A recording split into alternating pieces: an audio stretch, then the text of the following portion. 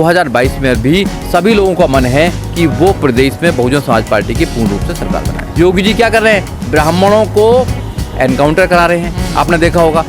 तो ब्राह्मणों का खुद कहना है कि मौजूदा सरकार में ब्राह्मणों का कत्ल हो रहा है। बीजेपी को इस देश से उखाड़ना चाहते हैं तो सिर्फ एक पार्टी है, वो है बहुजन समाज पार्टी। जो बीएसपी में एक बार काम कर लेता है तो वो बीएसपी को भूल नहीं सकता।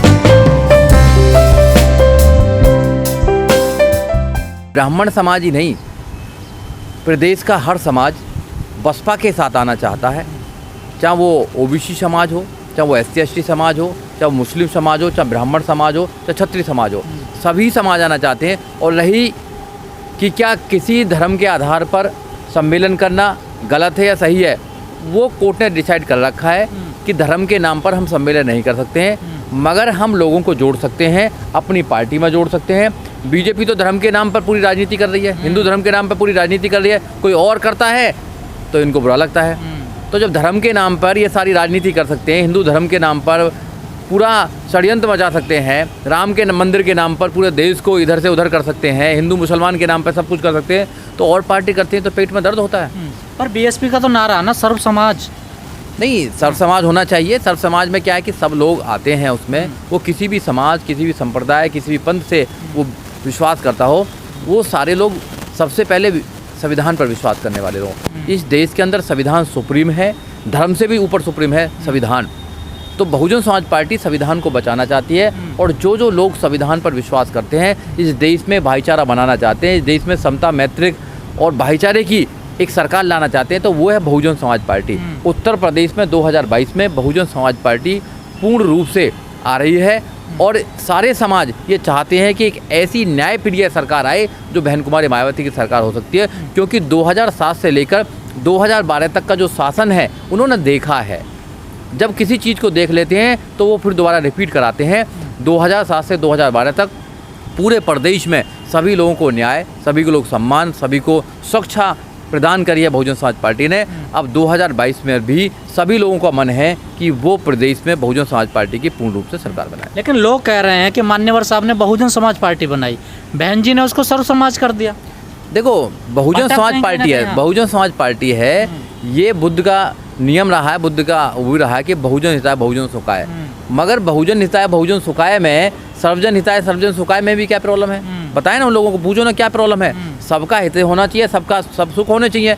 तो हम तो उसी नीति पर चलते हैं ना, सब लोगों का भला होगा। अगर सरकार बनेगी बहुजन समाज पार्टी की, क्या एक सरकार जो बनती है तो एक जो जाति है, एक धर्म है, उसको तुम अलग कर दोगे क्या? उसको न्याय नहीं दोगे? तो फिर उनमें मनुवादियों में आप में अंतर क्या रहा? तो जो भी सरकार के अंडर में या जो भी प्रदेश के अंडर में लोग रहते हैं, जो प्रदेश में रहते हैं, जो 20 करोड़ की बात कर रहा हूँ मैं, 20 करोड़ किसी भी सरकार के लिए वो उस प्रदेश के लोग होते हैं, उनके लिए काम करेंगे। वो उत्तर प्रदेश में जब बहुजन समाज पार्टी सबके लिए काम करती है, चाहे वो ब्राह्मण हो, चाहे क्षत्रिय हो, चाहे वैश्य शूद्र हो, चाहे वो जनरल हो, चाहे एससी हो, ओबीसी हो, एसटी हो या माइनॉरिटी हो, सबके लिए काम करेगी, हर इंसान के लिए काम करेगी। अगर सरकार है, ईमानदारी से सरकार अगर है, लोगों के लिए बनी है, तो वो लोगों के लिए काम करेगी। आपको लगता है क्या बहन जी जो समीकरण बना रही हैं उसमें सफल होंगी? बिल्कुल सफल। ब्राह्मण वोट देगा? बिल्कुल वोट देना चाहिए, ब्राह्मण को बीएसपी को ही वोट देना चाहिए। क्योंकि अगर वो अपना मान सम्मान करना चाहता है, मान सम्मान अगर सुरक्षित रखना चाहता है, तो बीएसपी में ही उसका मान सम्मान सुरक्षित हो सकता है।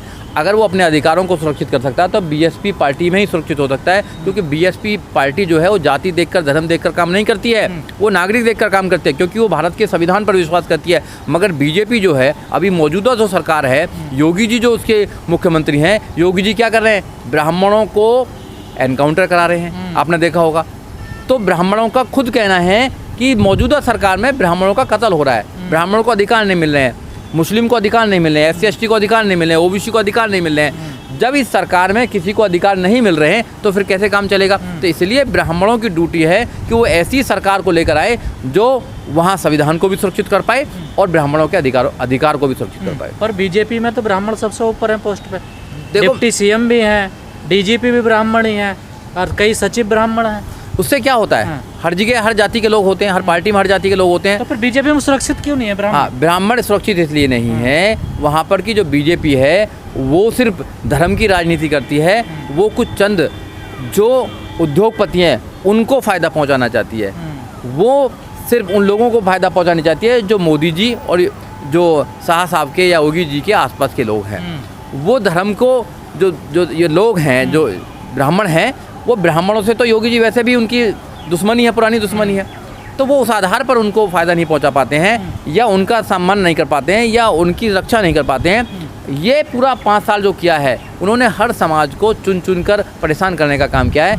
आज सही मौका है 2022 में, ब्राह्मण समाज हो, चाहे मुस्लिम समाज हो, चाहे ओबीसी समाज हो, चाहे SC ST समाज हो, सब लोग मिलकर अगर एक पार्टी को, अगर बीजेपी को इस देश से उखाड़ना चाहते हैं तो सिर्फ एक पार्टी है, वो है बहुजन समाज पार्टी। आप बहुजन समाज पार्टी में हाथी के निशान पर मोहर लगाकर आप इस सरकार को उखाड़ सकते हैं और एक प्रदेश में 20 करोड़ जो लोग रहते हैं वहाँ पर न्याय प्रिय सरकार बना सकते हैं। वहाँ पर न्याय सम्मान मिलेगा, सब कुछ मिलेगा जब ही बात पर आप कह रहे हैं बीएसपी की सरकार बनेगी, लोग कह रहे हैं बीएसपी तो ख़त्म हो गई है।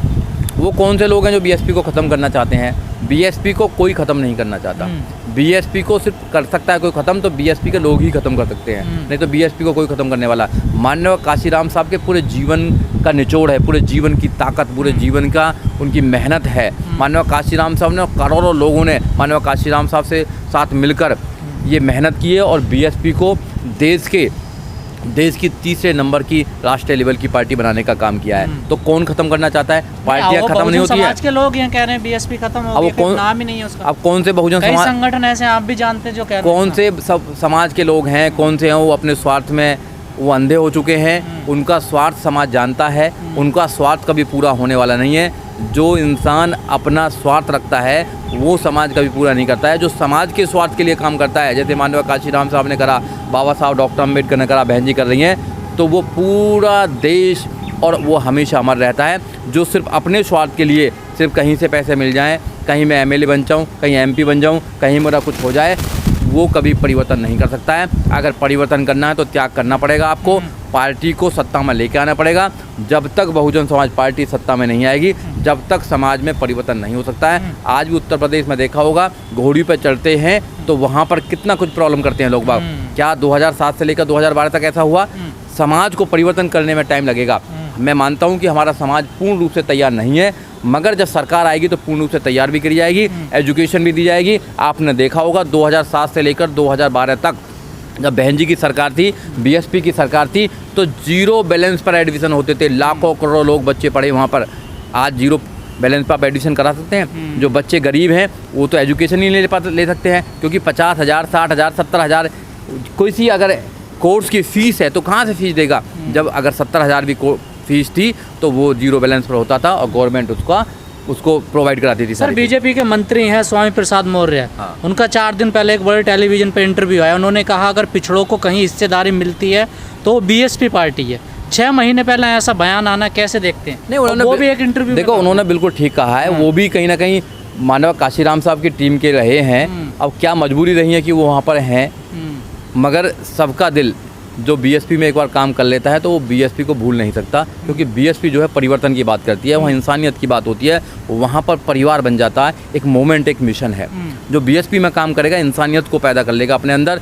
ऐसे ही कोई कहीं भी चला जाए, चाहे बीजेपी में चला जाए, चाहे वो अपना कांग्रेस में चला जाए, बट वो बीएसपी को नहीं भूल सकता, क्योंकि बीएसपी पार्टी ऐसी है। वहाँ परिवार मिलता है, वहाँ पर लोग मिलते हैं, वहाँ पर सारे लोग बिना लालच के काम करते हैं। लाखों करोड़ों लोग बिना लालच के काम कर रहे हैं। ऐसी थोड़ी कोई पार्टी इतने जल्दी तीसरे नंबर पर पहुंच जाएगी है। बहुजनों की पार्टी अगर तीसरे नंबर पर पहुंच रही है और नेशनल लेवल की पार्टी बन रही है तो वहाँ पर लोगों का कुर्बानी है। माननीय काशीराम की वहाँ पर पूरा जो जीवन है वो लग चुका है। आज भी करोड़ों लोग, नौजवान साथी निकल चुके हैं जो पूरे देश के अंदर जाकर बहुजन समाज पार्टी का मिशन को बढ़ाने का काम बिना स्वार्थ के, जैसे जयप्रकाश सब बिना स्वार्थ के पार्टी में नहीं है, फिर भी वो बीएसपी का प्रचार नहीं करना चाहिए। बिल्कुल करना चाहिए उनको, और उनका साधुवाद करना चाहिए समाज, क्योंकि ऐसे लोग भी हैं जो सपा के लिए, बसपा के लिए काम कर रहे हैं।